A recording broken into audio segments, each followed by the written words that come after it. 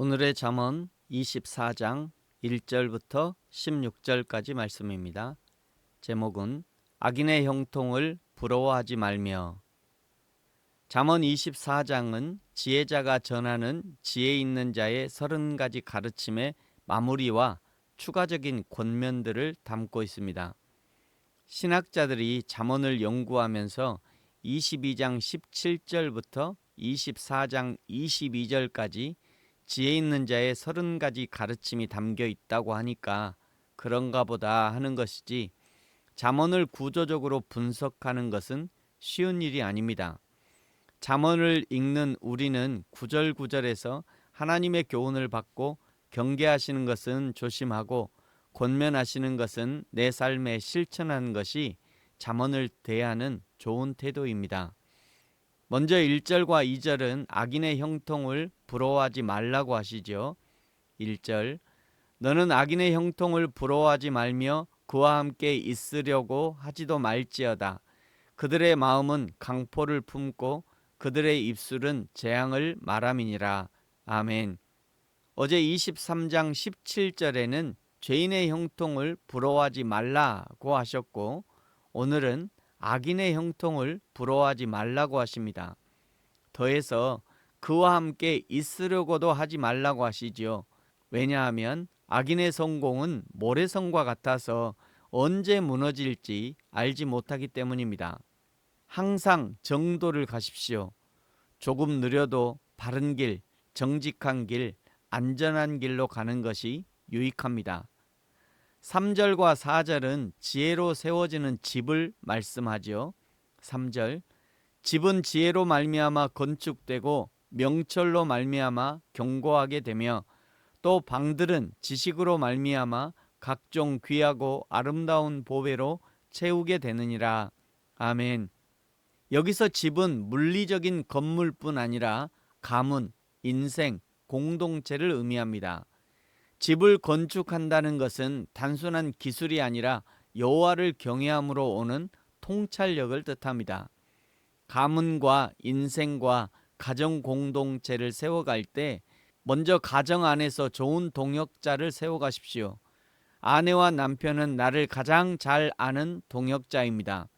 자녀들은 끝까지 함께 가야 하는 좋은 동역자들이죠. 그들에게 지혜를 구하고 동역을 요청하며 기도로 협력해 줄 것을 요청하십시오. 그리고 한 가지 더 추가하자면 교회 공동체 안에 신앙의 좋은 조언자를 두시면 좋습니다. 5절과 6절은 지혜자의 힘과 모략에 대해서 말씀하죠. 5절, 지혜 있는 자는 강하고 지식 있는 자는 힘을 더하나니 너는 전략으로 싸우라. 승리는 지략이 많음에 있느니라. 아멘. 이런 지략가들, 전략가들이 내 집 안방에 있으면 얼마나 든든하고 백전백승의 인생이 될 것입니다. 칼빈은 성도가 영적 전쟁에서 승리하기 위해 겸손히 지혜자의 조언을 구해야 함을 강조했는데, 독단적인 결정보다는 공동체의 지혜와 기도의 동역자들, 그리고 무엇보다 성령 하나님의 도우심을 요청하는 것이 무엇보다 중요합니다. 7절, 8절, 9절은 미련한 자와 악한 꾀에 대해서 말씀하죠. 7절, 지혜는 너무 높아서 미련한 자가 미치지 못할 것이므로 그는 성문에서 입을 열지 못하느니라. 악행하기를 꾀하는 자를 일컬어 사악한 자라 하느니라. 미련한 자의 생각은 죄요, 거만한 자는 사람에게 미움을 받느니라. 아멘. 지혜가 너무 높다는 것은 미련한 자에게 지혜는 마치 높은 곳에 매달린 열매와 같다는 것입니다. 지혜 자체가 가려져 있는 것이 아니라 미련한 자의 도덕적, 영적 안목이 낮기 때문에 그것을 이해하거나 소유할 능력이 없음을 뜻하는 것이죠. 뿐만 아니라 미련한 자는 즉각적이고 육체적인 쾌락을 추구합니다. 반면 지혜는 인내와 경외를 요구하는 고차원적인 가치이기 때문에 미련한 자의 눈에는 그것이 도달할 수 없는 추상적이고 무가치한 것으로 보여지는 거죠. 결국 지혜는 교만한 자에게는 숨겨지고 겸손히 구하는 자에게는 보여주시는 하나님의 선물인 것이죠. 저와 여러분이 겸손히 하나님의 지혜를 구함으로 풍성히 주시는 지혜의 선물을 받아 누리게 되기를 예수님의 이름으로 축복합니다. 10절, 11절, 12절은 환난 날의 태도와 이웃을 향한 사랑의 행위를 말씀합니다. 10절, 내가 만일 환난 날에 낙담하면 내 힘이 미약함을 보임이니라. 너는 사망으로 끌려가는 자를 건져주며 살육을 당하게 된 자를 구원하지 아니하려고 하지 말라.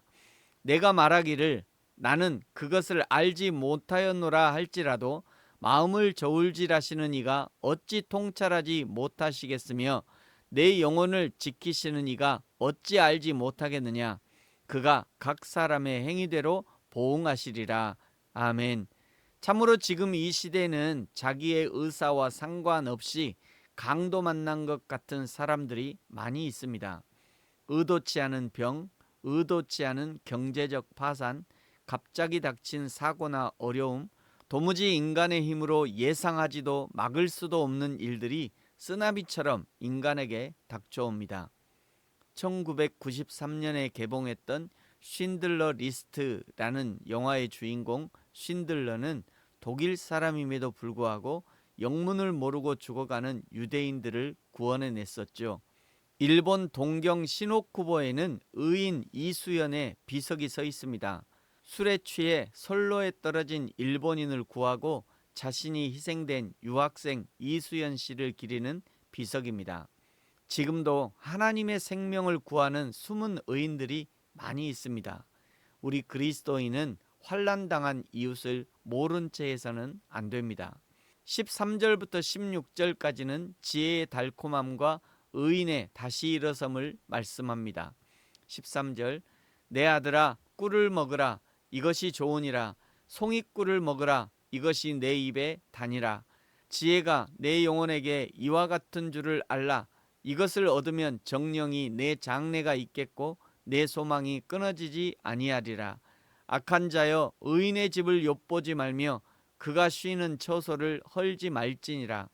대저 의인은 7번 넘어질지라도 다시 일어나려니와 악인은 재앙으로 말미암아 엎드러지느니라. 아멘. 꿀이 실제로 몸에 좋듯이 꿀로 비유하는 지혜가 이렇게 사람에게 달콤하고 좋다는 것이죠.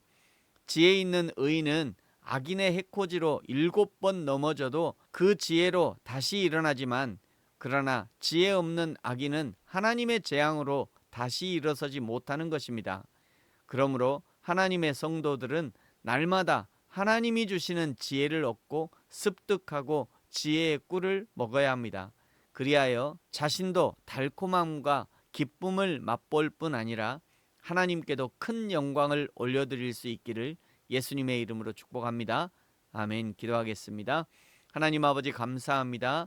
여호와를 경외하는 도는 정결하여 영원까지 이루고 여호와의 법도 진실하여 다 의로우니 금 곧 많은 순금보다 더 사모할 것이며 꿀과 송이꿀보다 더 달도다.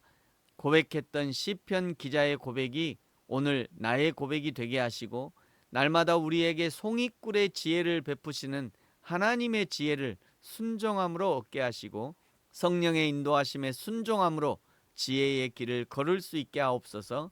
내 주위에 어려움 당한 이웃이 있다면 섬김과 사랑을 베풀 기회를 주신 것으로 알고 최선으로 사랑과 섬김을 베풀 수 있게 하여 주옵소서. 감사합니다. 예수님의 이름으로 기도합니다. 아멘. 하늘에 계신 우리 아버지, 아버지의 이름을 거룩하게 하시며 아버지의 나라가 오게 하시며 아버지의 뜻이 하늘에서와 같이 땅에서도 이루어지게 하소서. 오늘 우리에게 일용할 양식을 주시고 우리가 우리에게 잘못한 사람을 용서하여 준 것 같이 우리 죄를 용서하여 주시고 우리를 시험에 빠지지 않게 하시고 악에서 구하소서. 나라와 권능과 영광이 영원히 아버지의 것입니다. 아멘.